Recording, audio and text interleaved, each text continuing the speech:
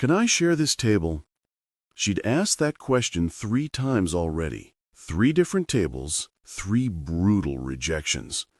The woman in the wheelchair was done, humiliated, ready to leave and never come back.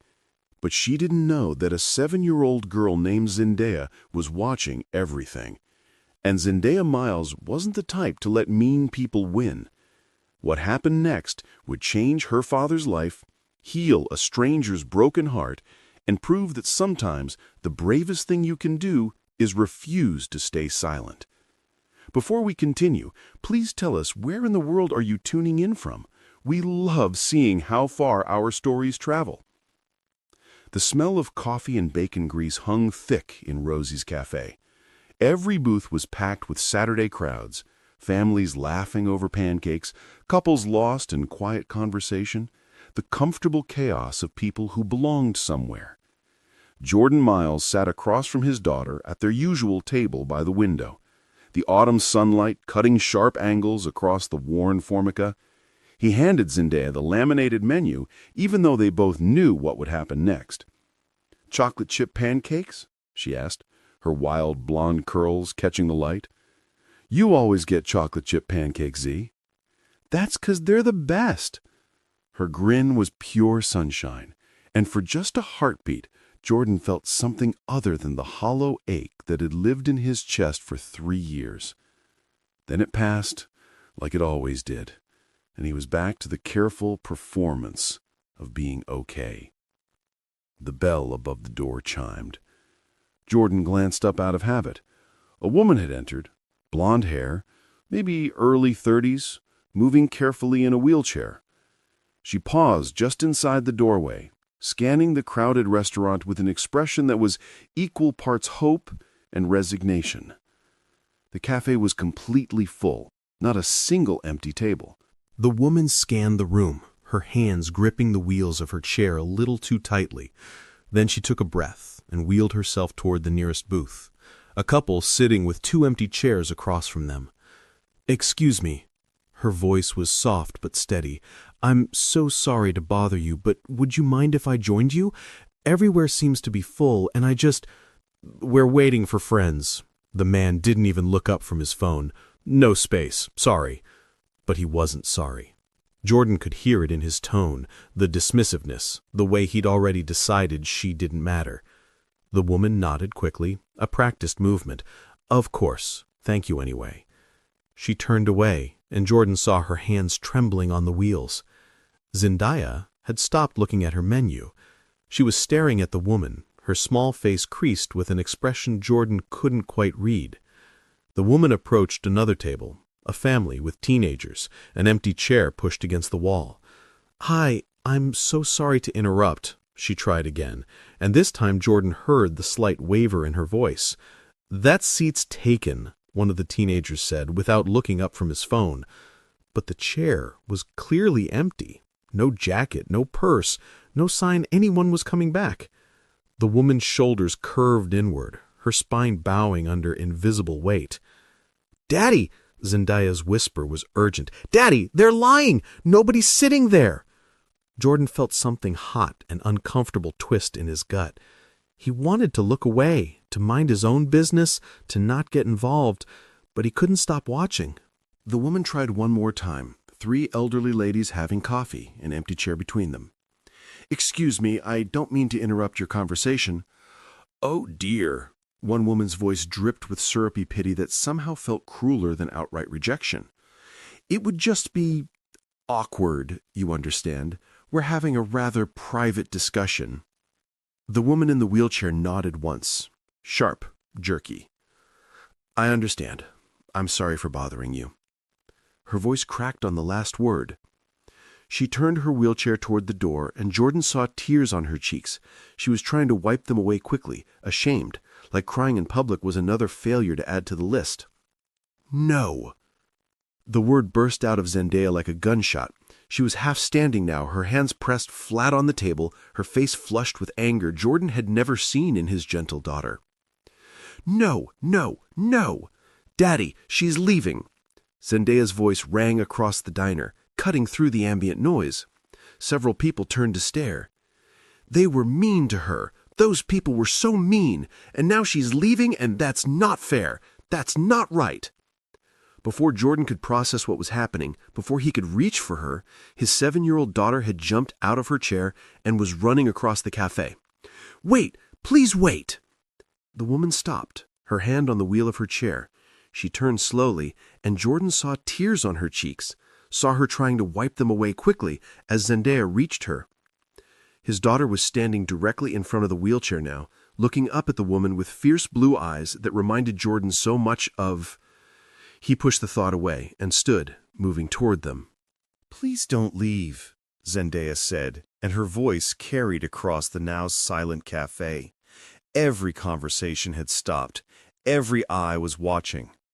"I saw those people be mean to you. I saw all of them, and that wasn't nice. That wasn't right." Zendaya reached out and took the woman's hand. "My daddy and I have a table with extra chairs. We would really, really like it if you sat with us." Her voice softened, became almost tender. "I'm getting chocolate chip pancakes, and I think you should get some too, because they're the best in the whole world, and you look like you need the best right now." The woman stared at Zendaya, her green eyes swimming with tears. Then she looked up at Jordan, who had just reached them. There was a question in her gaze. "Is this real? Is your daughter serious? Or is this another cruelty disguised as kindness?" Jordan's voice came out rougher than he intended, thick with emotion he didn't understand. "She's right. Everyone deserves a seat at the table." He held the woman's gaze, trying to communicate something he couldn't name. "Please, we'd be honored if you joined us." Something in the woman's face shattered. Fresh tears spilled over, but she was smiling now. A broken, beautiful smile. "Thank you." The words were barely a whisper. "You have no idea what this means. What you both..." Her voice broke. "Thank you." Zendaya, completely unbothered by the tears, took the woman's hand again and started walking beside the wheelchair like it was the most natural thing in the world. "I'm Zendaya. That's my daddy, Jordan. What's your name?" "I'm Bailey. Bailey Hale." "That's a pretty name," Zendaya said, completely at ease, as if inviting strangers to lunch was the most natural thing in the world. "You have pretty hair, too. It's so long and blonde, like a princess."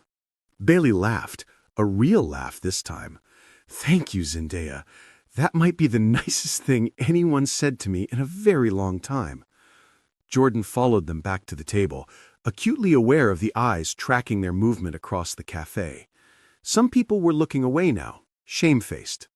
Good, Jordan thought. He pulled away a chair to make room for Bailey's wheelchair at their table, and she positioned herself carefully, her movements practiced but still tentative, like she was waiting for someone to change their mind and ask her to leave. "There," Zendaya announced, climbing back into her own seat with satisfaction. "Now we're all together." Bailey wiped her eyes with the back of her hand, trying to compose herself. "I'm sorry, I'm not usually... I didn't mean to fall apart like that." "You don't have to apologize. Not to us, not for that." "Those people were mean," Zendaya said, her young voice carrying the weight of absolute moral certainty. "Grandma Cecilia says kindness doesn't cost anything, but meanness costs everything. She says mean people shrink their own hearts." Bailey stared at this fierce little girl, and something in her chest that had been locked tight for 2 years began to crack open. "Your grandma sounds very wise," Bailey managed. "She is. She lives with us now because..." She paused, processing something. Then she said it simply, like it was just a fact of life. "Because my mommy died 3 years ago. She's in heaven now. Daddy says she watches us from the stars." The words landed like stones in still water. Bailey's hand flew to her mouth. She looked at Jordan, really looked at him, and suddenly everything made sense. The shadows carved beneath his eyes. the way he held himself like someone carrying weight no one else could see, the practiced smile that didn't quite connect to the grief living just beneath his skin. She knew that look. She wore it herself. "I'm so sorry," Bailey breathed, and the words felt desperately inadequate. Jordan shook his head slightly. "It's been 3 years. We're—" The lie stuck in his throat. He couldn't say they were okay, not to someone who clearly understood what broken looked like. "We're managing." "Are you okay?" Zendaya asked Bailey suddenly, with that unnerving directness that only children possess. "Because you were crying really hard, and those people were really, really mean to you." Bailey looked at this 7-year-old who just saved her from complete humiliation, who'd run across a crowded diner to stop a stranger from leaving, who was asking if she was okay after just revealing her own mother was dead. "I wasn't having a very good day," Bailey admitted, her voice soft. "But you just made it so much better, Zendaya. You and your dad. You made it so much better." "Good," Zendaya nodded, satisfied with this answer. "Now let's order pancakes, and you can tell us about you. Do you like art?" "I love art. I'm really good at drawing horses. Well, Daddy says they look more like big dogs, but I think they're horses." The absurdity of it, the pure, uncomplicated kindness of this child made Bailey laugh. A real laugh, the first one she'd had in weeks. "I do like art. I used to—" She stopped herself. "I like art very much." Jordan noticed the hesitation, the way Bailey had started to say something and pulled back. He recognized it because he did it himself constantly. "I used to be happy. I used to know who I was. I used to have a wife." All the things that lived in the past tense now. The waitress came and took their orders. Zendaya got her chocolate chip pancakes. Jordan ordered coffee and a sandwich he probably wouldn't finish.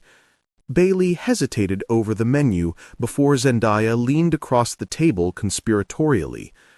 "Get the pancakes, Bailey. Trust me." Bailey smiled. "Chocolate chip pancakes it is." When the waitress left, an easy silence settled over the table.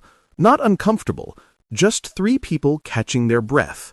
Bailey studied Zendaya, this remarkable little girl who just upended her entire day. "Can I ask," Bailey started carefully, "how old are you, Zendaya?"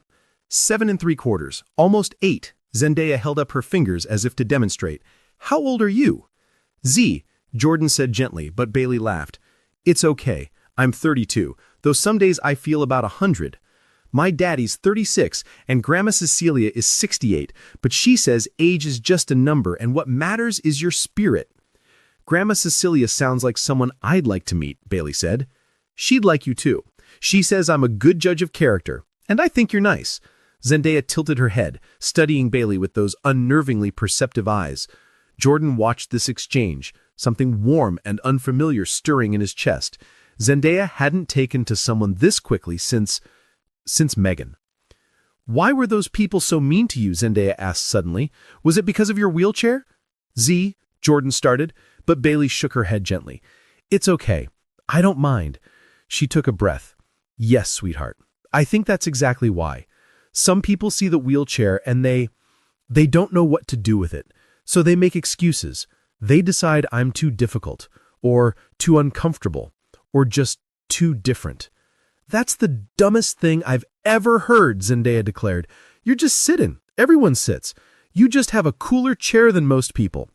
Bailey's laugh was startled and genuine. "I have never, in 2 years, thought about it that way." "Well, you should," Zendaya said firmly. "My daddy always says we should look at people's hearts, not their outsides. He says Mommy taught him that." At the mention of Megan, Jordan felt the familiar ache, but different this time, softer, like maybe remembering her didn't always have to hurt quite so much. Bailey was watching him with understanding in her eyes. "I don't know," she admitted. "Most days I feel like I'm just existing, going through motions, trying to convince myself I'm not as alone as I feel. The honesty of it struck Jordan in the chest.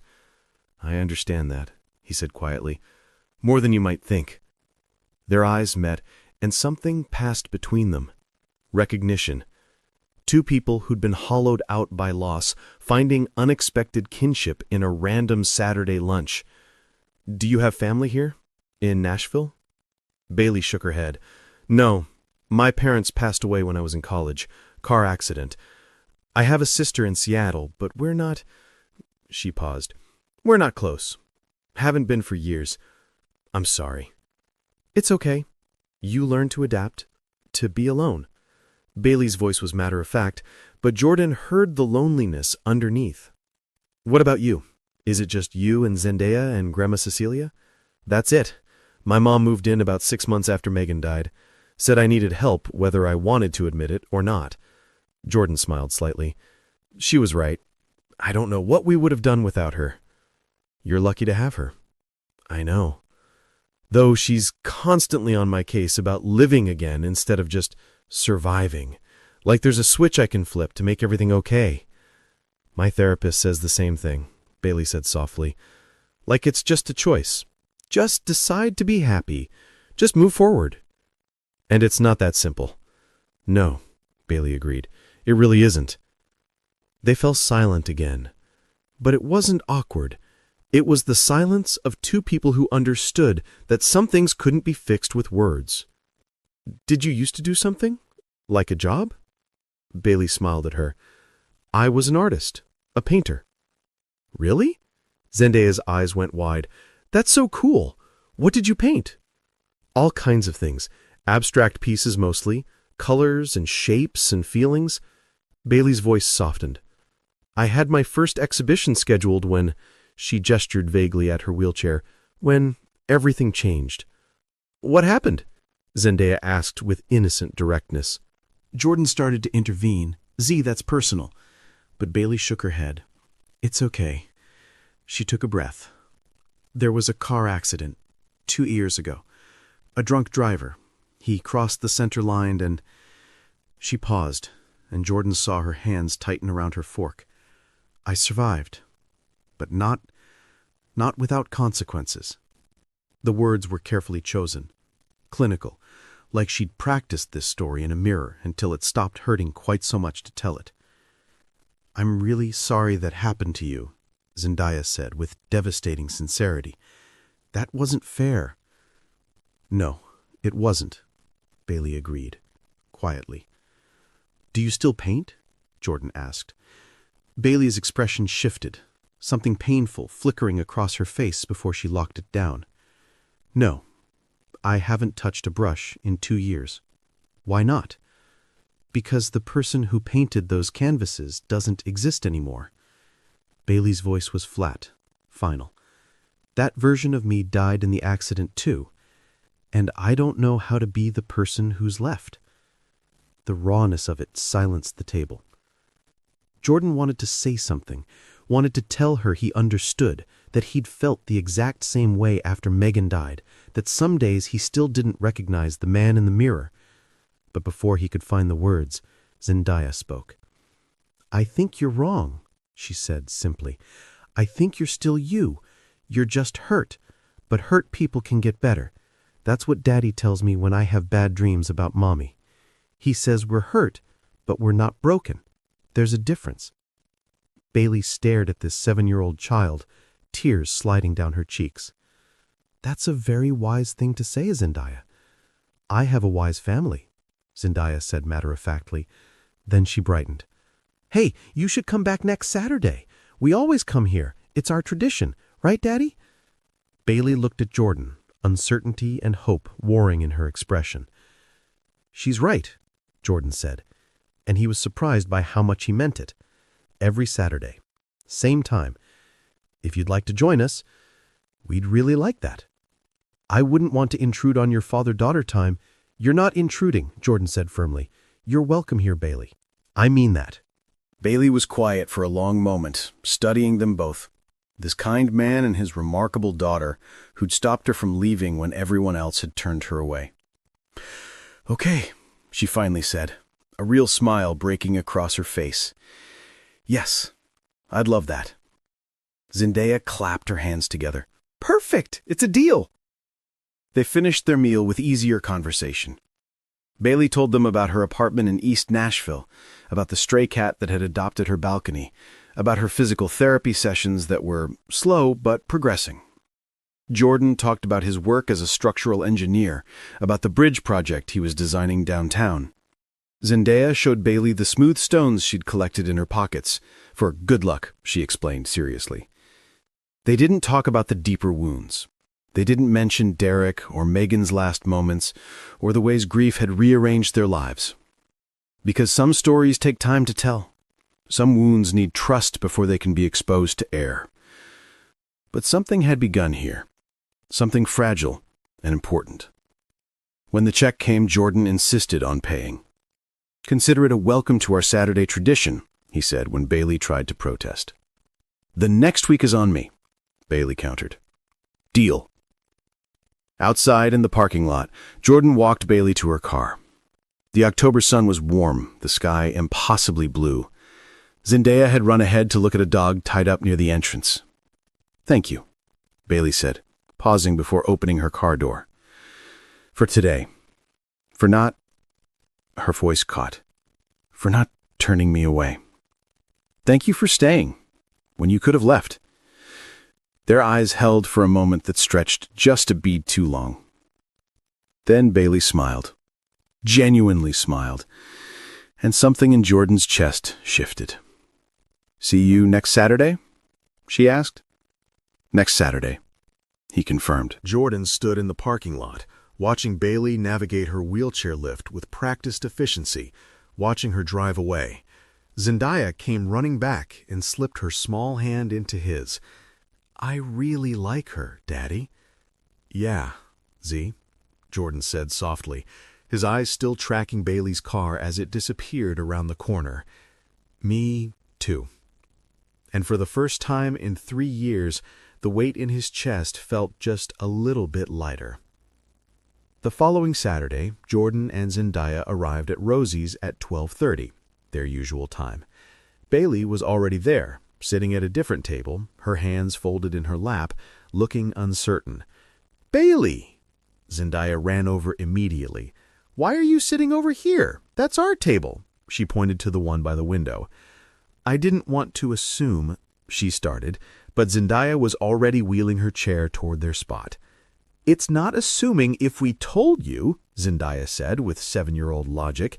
"This is your seat now." And just like that, it was. The second Saturday became the third. The third became the fourth. By the time November rolled around, it wasn't even a question anymore. It was just what they did. Jordan found himself looking forward to it in ways that surprised him. He'd catch himself during the week thinking, Bailey would find that funny. Or, I should tell Bailey about this. Little moments that he used to keep locked inside were suddenly things he wanted to share. Zendaya was completely smitten. She'd spend the days leading up to Saturday making drawings for Bailey, practicing stories she wanted to tell. On Friday nights, she'd lay out her clothes for the next day with unusual care. "I want to look nice for Bailey," she'd explain seriously. And Bailey was different too. The shadows under her eyes began to fade. She smiled more readily. She told them stories about her physical therapy, about her apartment, about the stray cat she'd named Mischief, who now expected breakfast every morning. She didn't talk about the accident in detail. She didn't mention whoever had been in her life before, but she was present. She was there. She was becoming part of something. One Saturday, in late November, Zendaya asked the question Jordan had been wondering about for weeks. "Bailey, were you all alone before you met us?" Bailey set down her coffee cup carefully. "Pretty much, yes. I have a therapist I see once a week, and neighbors who smile and wave. But real connections?" She shook her head. "Those have been hard to come by." "Why?" Zendaya asked with childlike directness. "People don't always know what to do with grief or disability or anything that makes them uncomfortable. Bailey's voice was gentle, not accusatory. It's easier to look away than to sit with someone's pain. Jordan felt that truth in his bones. After Megan died, he'd watched friends disappear, not because they didn't care, but because his grief made them uncomfortable. They didn't know what to say, so they said nothing at all. "That's sad," Zendaya said. "Everyone needs people." "You're absolutely right," Bailey agreed. "Everyone does." "Well, you have us now," Zendaya announced. "We're your people. Right, Daddy?" Jordan met Bailey's eyes across the table. "Right. You have us." Something passed between them, gratitude and recognition, and the beginning of something neither could name yet. "Thank you," Bailey whispered. "You have no idea how much that means." But Jordan thought maybe he did, because they were her people now, and somehow, without him quite realizing when it happened, she'd become theirs too. By December, the Saturday lunches had expanded beyond just Rosie's. They'd go to the park afterward, Jordan pushing Bailey's wheelchair along the paved paths, while Zendaya ran ahead collecting leaves and acorns. They'd visit the library, where Bailey would help Zendaya pick out books. Once, they went to the art supplies store, and Jordan watched Bailey's face light up in ways he'd never seen before when she touched the brushes and paints. "You should start again," he'd said quietly while Zendaya was distracted by glitter pens. "I don't know if I can," Bailey had replied, but she'd bought a small sketchbook anyway. On the first Saturday in December, Jordan made a decision that terrified him. "Would you like to come over for dinner sometime?" he asked as they were leaving Rosie's. "Nothing fancy, just Zendaya keeps asking, and my mom wants to meet you." He saw panic flicker across Bailey's face, quickly masked. "You don't have to," he added quickly. "I know meeting the family is... I'd love to. I'm not good with new people usually, but yes, I'd really like that." "Friday night? 6 o'clock?" "Friday night," Bailey agreed. When Friday came, Jordan was a nervous wreck. His mother had taken over the kitchen, cooking enough food to feed an army. Zendaya had cleaned her room 3 times and made a welcome sign for Bailey with construction paper and markers. Jordan had changed his shirt 4 times before Cecilia finally told him to stop being ridiculous. "It's just dinner, sweetheart." "I know." "Do you?" Cecilia studied him with those sharp eyes that had seen through every excuse he'd ever made. Jordan didn't have an answer for that. When Bailey arrived, Zendaya ran to the door before Jordan could stop her. "You're here! Come in, come in! I made you a sign and Grandma made lasagna and Daddy's been acting really weird all day." Jordan started, but Bailey was already laughing. "Hi, Zendaya. Thank you for having me." Jordan helped Bailey navigate the small step at the entrance, and then she was inside his home. This space that had been frozen in grief for 3 years, now somehow warmer with her presence. Cecilia appeared from the kitchen, wiping her hands on her apron. "You must be Bailey.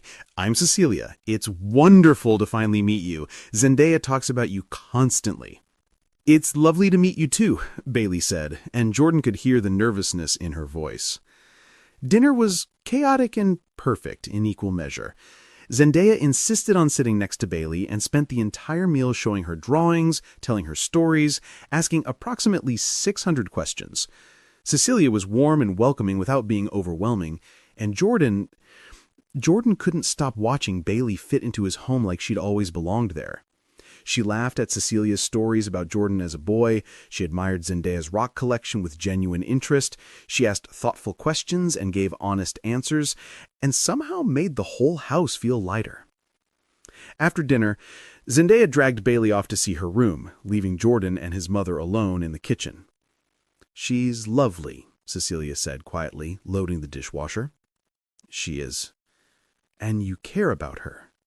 It wasn't a question. Jordan dried a plate, not meeting his mother's eyes. "She's a friend, Mom." "Jordan, Michael, Miles." Cecilia's voice was gentle but firm. "I raised you, I know your tells, and I've seen the way you look at her." "It's too soon." "Says who?" Says everyone. Says society. Says the voice in my head that sounds like guilt every time I feel something that isn't grief." Cecilia set down the dish she was holding and took her son's hands. Megan loved you with her whole heart, and she would be devastated to see you turning into a ghost because you think loving again means betraying her memory. She squeezed his hands. You're allowed to be happy, sweetheart. You're allowed to feel alive again. And that woman in there, she's clearly special. Don't let fear rob you of something beautiful. Before Jordan could respond, Bailey and Zendaya came back, Zendaya chattering excitedly about the book Bailey had promised to lend her. But his mother's words stayed with him long after Bailey went home. They stayed with him when he lay in bed that night, staring at the ceiling. They stayed with him when he passed the photo of Megan on his dresser and didn't feel quite as crushed by guilt as he usually did. Because maybe, just maybe, it was possibly to honor what he'd lost while still reaching for what he'd found. January brought snow and a strange tension Jordan couldn't name. The Saturday lunches continued. Bailey started coming over for dinner once a week. She and Cecilia had become fast friends, often talking for hours while Jordan and Zendaya played games or watched movies. But there was something building between Jordan and Bailey, something unspoken that made the air feel charged whenever they were alone together. One Saturday in late January, after lunch, they went to the park. The snow had stopped, leaving everything pristine and white. Zendaya ran ahead to the playground while Jordan pushed Bailey's wheelchair along the cleared path. "Can I tell you something?" Bailey asked suddenly. "Anything." "I'm scared." Her voice was soft. "Of this. Of how much I've come to depend on your family. On you." Jordan stopped walking. "Why does that scare you?" "Because everyone leaves." Bailey's words came out rushed, like she needed to say them before she lost her nerve. "My parents died. My sister stopped talking to me. And Derek—" She stopped, and Jordan realized this was the first time she had said that name out loud to him. "Who's Derek?" he asked gently. Bailey took a shaky breath. "He was my fiancé. We were together for 5 years. We were supposed to get married 6 months after the accident." Jordan felt something cold settle in his stomach. What happened? "He stayed for 3 months, through the surgeries and the initial recovery. He'd visit the hospital, hold my hand, say all the right things." Bailey's voice was hollow. "And then the doctors told us about the spinal damage, about how I'd never walk again, about how the injury also meant I couldn't—" She paused, gathering herself. "I can't have children. The damage was too severe." Bailey, she left 2 weeks after that conversation, said he didn't sign up to be a caretaker, that he wanted a real partner, not someone who'd be dependent on him for the rest of her life, that he deserved to have the family he'd always dreamed of. She laughed bitterly. 5 years together, and apparently I was only worth loving when I was useful. Jordan felt rage burning in his chest, hot and protective and fierce. "He was wrong," he said, his voice tight with emotion. "He was a coward and a fool, and he was wrong." Was he, though? Bailey looked up at him, her eyes shining with unshed tears. "I am dependent now. I do need help with things, and I can't give someone children." "Stop." Jordan moved around to face her, kneeling in the snow so they were eye level. "Listen to me. Needing help doesn't make you a burden. It makes you human. We all need help sometimes. And as for children," he thought about Zendaya, about how perfectly complete his life felt with just her. "Biology isn't the only way to build a family. There are so many ways to love, Bailey, so many ways to be whole." "You're just saying that to be kind. I'm saying it because it's true." Jordan took her hands. "Derek couldn't see your worth, but that's his failure, not yours. You are remarkable, Bailey. Your strength, your talent, your heart. Those things didn't change because of an accident. You're still you, still whole, still worthy of everything good." Bailey was crying now, and Jordan watched her walls crack just slightly. "I'm terrified," she whispered. "Terrified that if I let myself care about you, about this family, it'll be ripped away. Because that's what happens. People leave. Things end." "Sometimes they do," Jordan admitted. I know that better than anyone. But Bailey, living in fear of loss means never really living at all. He was talking to herself, but he was also talking to himself, to the part of him that had been frozen for 3 years, too scared to feel anything real because feeling meant risking pain again. I don't know if I'm brave enough, Bailey said. You don't have to be brave all at once. Just don't run away. Stay. Let us be here for you. Bailey studied his face, this good man who'd shown her nothing but kindness, who looked at her like she mattered, who made her want to believe in second chances. Okay, she finally whispered. I'll try. Jordan squeezed her hands, and something passed between them. Something fragile, but real. In the distance, Zendaya called out for them to come watch her on the swings, and the moment passed. But it had happened. They'd both shown their wounds. They'd both admitted their fears. It was a beginning. By March, Jordan had to admit the truth he'd been avoiding. He was falling in love with Bailey Hale. It wasn't sudden. It was gradual. 1,000 small moments that added up to something undeniable. The way she threw her head back when she laughed. The way she listened to Zendaya with complete attention. The way she'd started sketching again, filling that little notebook with drawings that got bolder each week. The way she looked at him sometimes, when she thought he wasn't watching, like maybe she felt it too. During Saturday lunches when Bailey's hand would accidentally brush his. During movie nights when they'd end up sitting close on the couch. During conversations that stretched late into the evening when everyone else had gone to bed and it was just the two of them, talking about everything and nothing. One April evening, Bailey showed him something she'd been working on. They were alone on his back porch. Cecilia had taken Zendaya for ice cream with obvious deliberateness, and Bailey pulled out her sketchbook with trembling hands. I want to show you something, she said quietly. I've been drawing again. Really drawing, not just doodling. She opened the sketchbook and Jordan's breath caught. The drawings were stunning. Detailed sketches of faces, hands, moments captured in pencil and charcoal. He recognized Zendaya in several of them. Her laugh, her concentration, her joy. He saw Cecilia baking in the kitchen, Rosie behind the diner counter. And there, near the end, was a sketch of himself.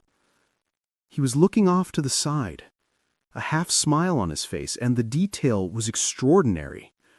Every line of exhaustion around his eyes, every hint of grief in his expression, but also hope, light, life returning. Bailey, these are incredible. You think so? She sounded vulnerable, uncertain. I know so.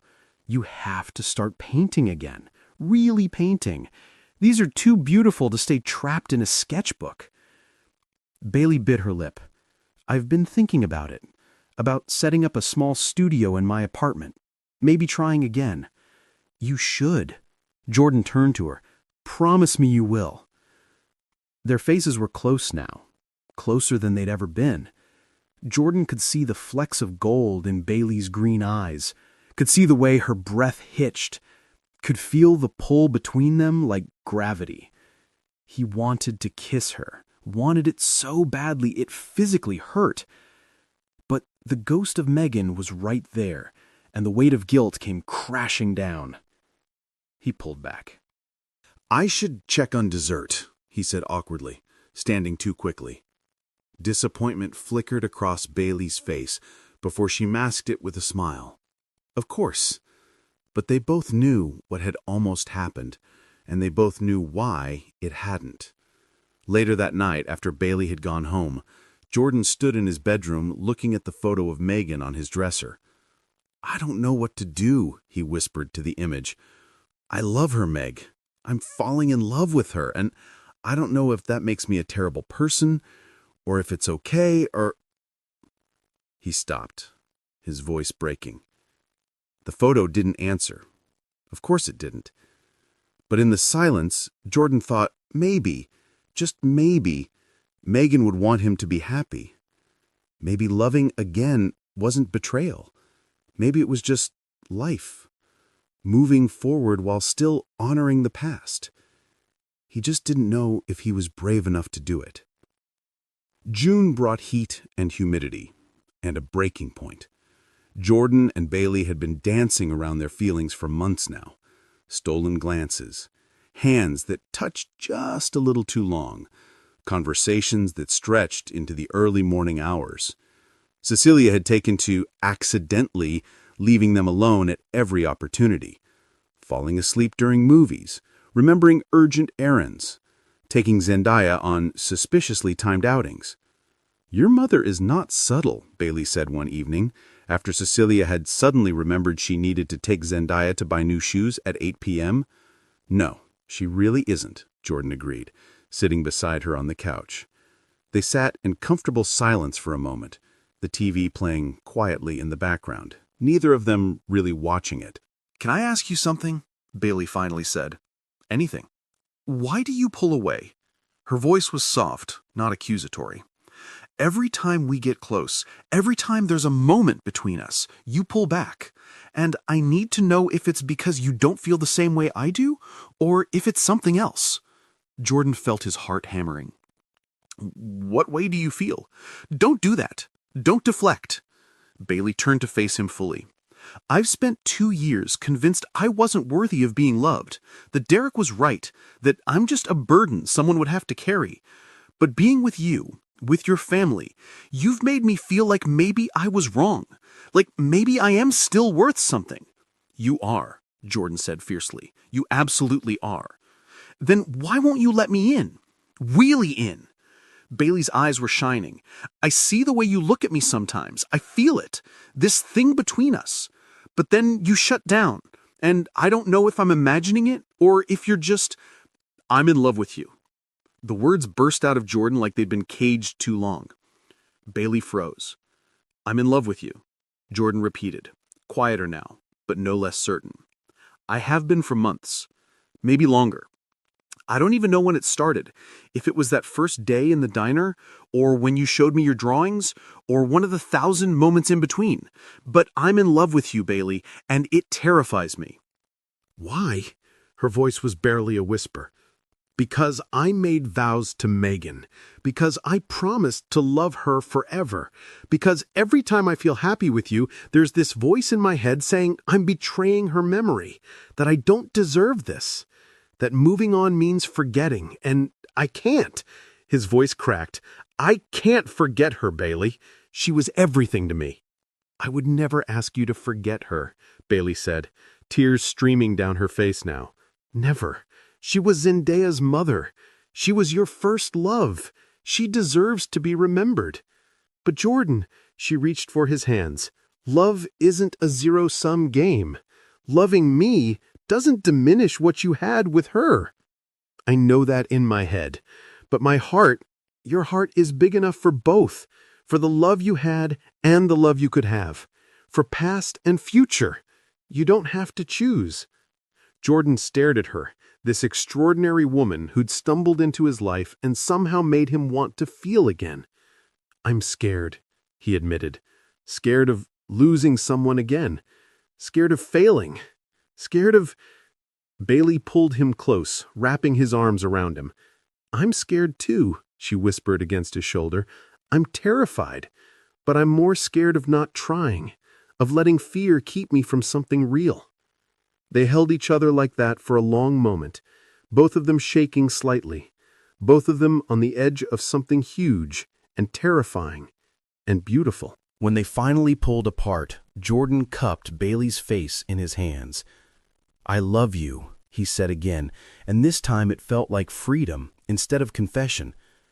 "I love the way you listen to my daughter like she's the most important person in the world. I love your strength and your art and the way you laugh.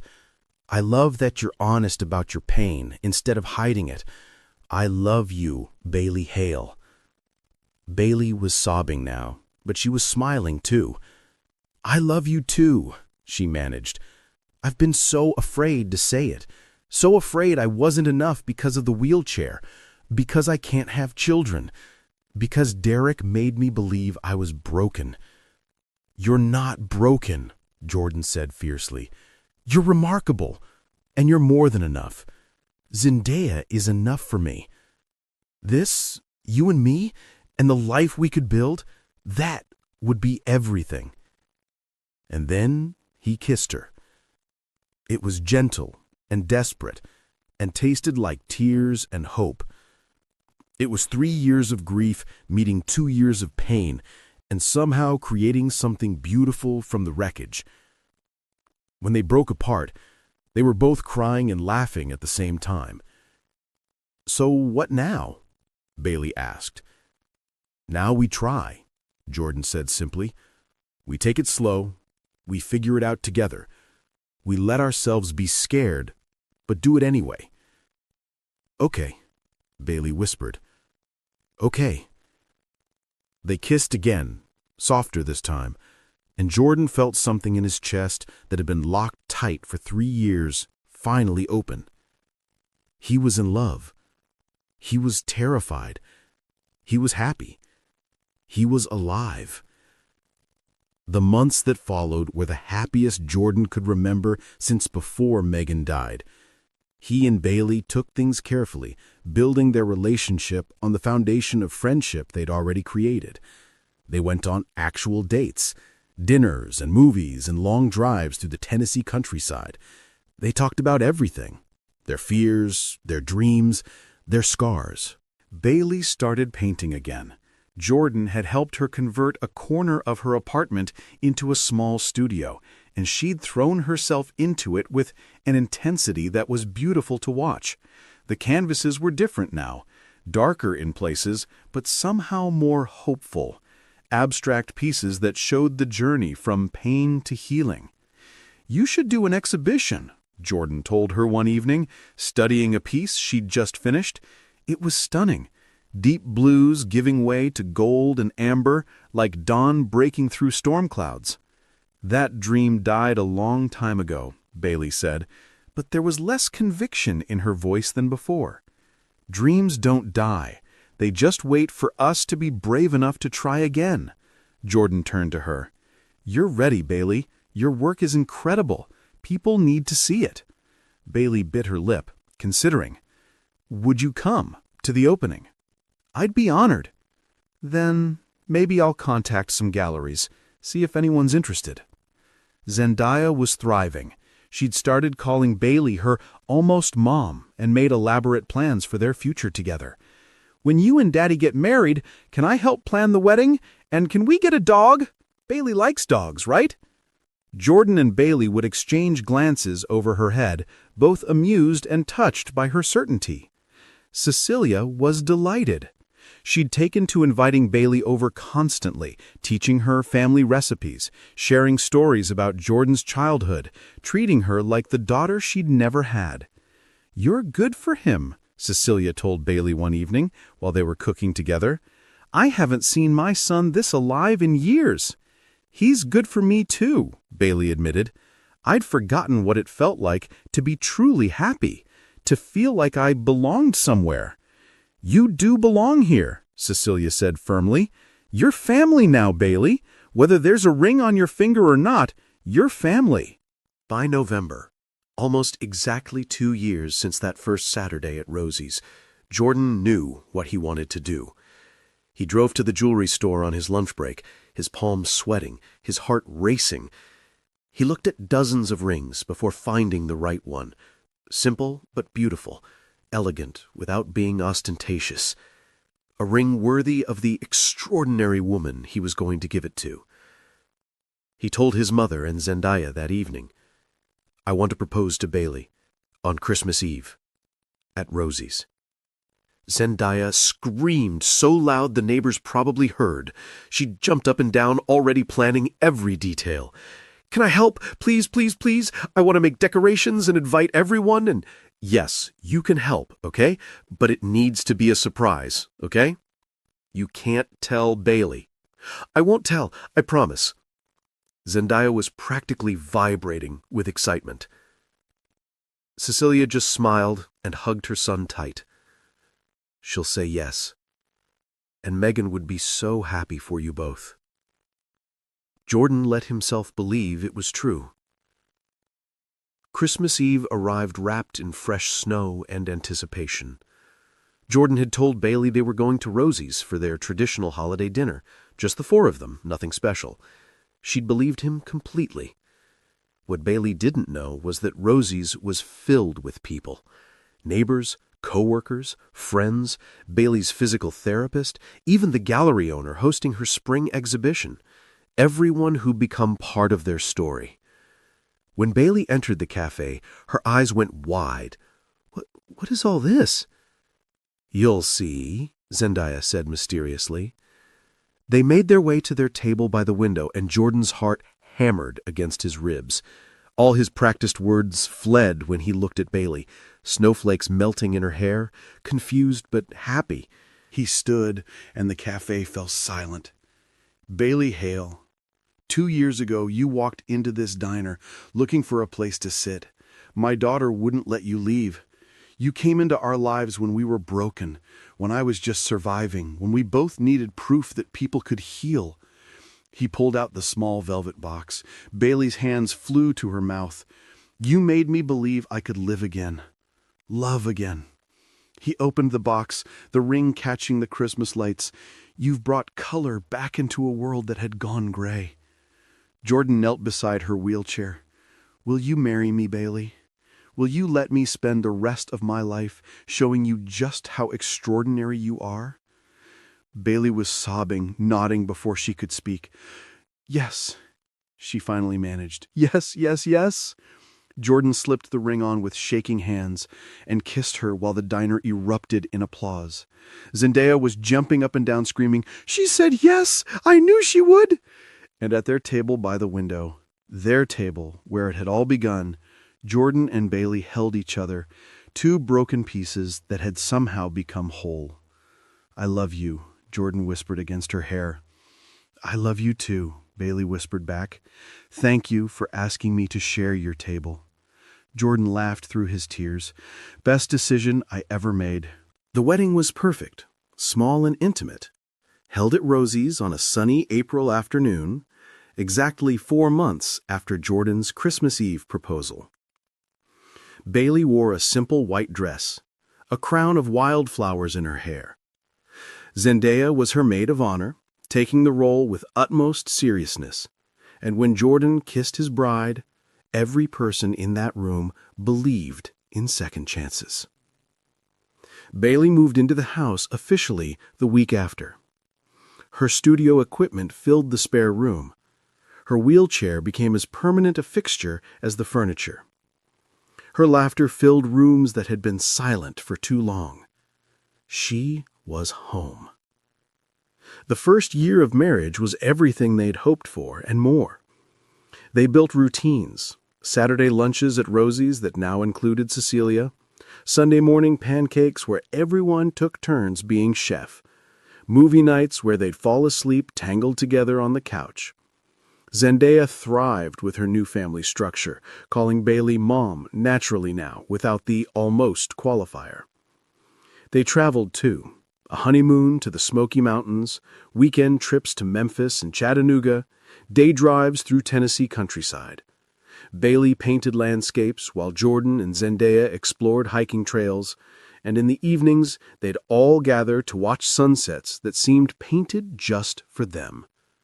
It was the life neither Jordan nor Bailey had thought possible.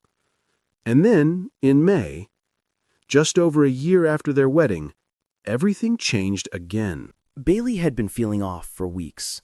Nausea that hit without warning. Exhaustion that sleep couldn't cure. She dismissed it as stress. Her first major solo exhibition was scheduled for October, and the preparation was intense. But when the symptoms persisted into their second week, Cecilia pulled her aside. "Have you seen a doctor?" "It's probably just a bug, Cecilia, or exhaustion from all the painting." "Humor an old woman," Cecilia said in that tone that meant the discussion was over. "Go to the doctor. Today." So Bailey went, expecting antibiotics or a lecture about work-life balance. She came home 3 hours later in a complete daze. Jordan found her in the kitchen, staring at her hands like they belonged to someone else. "Bailey, what happened? What did the doctor say?" She looked up at him, her eyes wide with shock and wonder and disbelief. "I'm pregnant!" The world stopped. Jordan sat down hard. "But the doctors, after your accident, said—" "I know what they said." Bailey's voice was shaking. "They said the spinal damage made conception impossible. They were certain. But, Jordan," she laughed, the sound almost hysterical, "they ran the test 3 times. There's no mistake. I'm 6 weeks pregnant."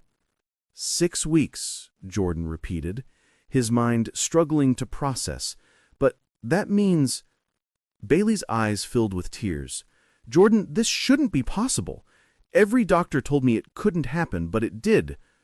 Jordan crossed the kitchen in 2 strides, dropping to his knees in front of her. "We're having a baby." "We're having a baby," Bailey confirmed. They held each other, crying and laughing, neither quite able to believe it was real. Cecilia appeared in the doorway, took one look at them, and understood immediately. "Oh, my stars," she breathed, her own eyes filling. "Oh, my sweet girl. I'm going to be a grandmother again," she whispered. "You already are one, Mom," Jordan said, pulling her into their embrace. "You've always been one." They told Zendaya that evening after dinner. "Z, we have something important to tell you," Jordan began, glancing at Bailey nervously. Zendaya's eyes went wide. "Are we getting a dog?" Despite the emotion, both adults laughed. "Not exactly," Bailey said softly. "Remember how we talked about how babies grow in their mommies' tummies?" Zendaya nodded slowly, her expression shifting to wonder. "Are you—" "I'm going to have a baby," Bailey confirmed. "You're going to be a big sister." The scream that erupted from Zendaya could probably be heard in the next county. She launched herself at Bailey, hugging her carefully but with explosive joy. "I'm getting a baby sister, or brother, but I hope it's a sister." She was talking so fast the words tumbled over each other. "Can I help pick names? Can I help decorate the nursery? Can I teach the baby how to draw and read and—" "Yes, to all of it," Jordan laughed, ruffling her hair. "But, Z, we need you to understand something. This pregnancy is special. The doctors didn't think Bailey could have babies, so it's a miracle. And that means we need to be extra careful and patient, okay?" Zendaya's face grew serious. "I'll be so careful. I promise. I'll help with everything." She turned to Bailey, placing both hands gently on her still flat stomach. "Hi, baby. I'm Zendaya. I'm going to be your big sister, and I'm going to love you so much." Bailey burst into fresh tears, pulling Zendaya close. The pregnancy was monitored closely. Bailey was classified as high risk given her spinal injury and the medical impossibility of her conception. She had appointments every 2 weeks, then every week as she progressed. But miracle after miracle, everything looked perfect. The baby was growing exactly as expected. Bailey's body was handling the pregnancy well, despite her paralysis. Every ultrasound showed a healthy, thriving child. In July, they learned they were having a girl. Jordan held Bailey's hand during that ultrasound, both of them staring at the screen in wonder as the technician pointed out tiny fingers and toes, a strong heartbeat, a profile that already looked like it belonged to their family. "A girl," Bailey breathed. "We're having a daughter." Zendaya, who'd been allowed to come to this appointment, was beside herself. "I'm getting a sister. I knew it. I'm going to teach her everything." They started preparing the nursery, the guest room transformed with soft yellows and greens, hand-painted murals Bailey created while Zendaya helped by adding butterflies and flowers. Jordan built a crib, his hands remembering the one he'd built for Zendaya 8 years ago, his heart full in ways he'd forgotten were possible. Bailey's exhibition opened in October, when she was 5 months pregnant, her belly round and obvious now. The gallery was packed. Every canvas sold within the first hour. Critics called her work transcendent, a visual journey of trauma transformed into triumph. proof that art can heal. Bailey moved through the crowd in her wheelchair, radiant despite her exhaustion, one hand always resting on her belly. Jordan stayed close, proud and protective, watching his wife shine. At the end of the evening, they gathered everyone in the center of the gallery. "We have one more piece to unveil," Bailey announced. "Something very personal." Cecilia wheeled out a covered canvas. When she pulled away the cloth, the room collectively gasped. It was a sunrise, gold and pink and soft yellow breaking over dark water, and painted in elegant script across the dawn sky, Emerald Rose Miles, expected February. "We're having a daughter," Jordan said, his arm around Bailey's shoulders. "We're naming her Emerald because emeralds are formed under intense pressure and heat. They're rare and precious and impossibly beautiful." His voice caught. "Just like this miracle we've been given." The room erupted in celebration, tears and hugs and congratulations that lasted well into the night. Emerald Rose Miles came into the world on a snowy February morning, 2 weeks before her due date. The labor was long, nearly 18 hours, but uncomplicated. Jordan never left Bailey's side, holding her hand, whispering encouragement, reminding her how strong she was, how loved. When Emerald finally arrived at 6:47 a.m., 6 pounds, 5 ounces, with a shock of dark hair and her mother's delicate features, the entire room seemed to hold its breath. She was perfect. Cecilia held her first, tears streaming down her face, whispering blessings in Spanish that her own mother had whispered over Jordan decades ago. Then Zendaya, so careful and gentle, her 9-year-old hands cradling her sister like she was made of glass. "Hi, Emerald," Zendaya whispered, her voice full of wonder. "I'm Zendaya. I'm your big sister. I've been waiting so long to meet you." She touched Emerald's tiny hand, and the baby's fingers wrapped around hers instinctively. "I'm going to teach you everything. How to draw and read and be brave. How to make Grandma laugh and help Daddy with his projects. I'm going to love you forever and protect you always. I promise." Emerald made a small sound, not quite a cry, just an acknowledgement of her sister's voice, and Zendaya's entire face lit up. Jordan stood beside Bailey's hospital bed, looking at his wife, exhausted, radiant, holding their daughter with tears streaming down her face. "She's here," Bailey whispered in disbelief. "She's really here. She's real." "She's perfect," Jordan said, his own voice thick with emotion. "You're perfect. This is perfect." He looked around the room, at his mother crying happy tears, at Zendaya gazing at her sister with pure adoration, at Bailey cradling the daughter doctors they'd never have.